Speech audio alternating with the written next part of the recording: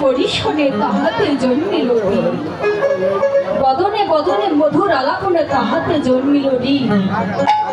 এহিয়া ওহিয়া পরশ করিয়া তাহাতে জন্মিল রি এই কবির সেই প্রীতি কৃষ্ণ এবং গৌর হরি ভাবাবেশে শ্রীরাম নদিয়ার মাঝে কি করিতেছে এবার মা যদি নহি পূর্ণ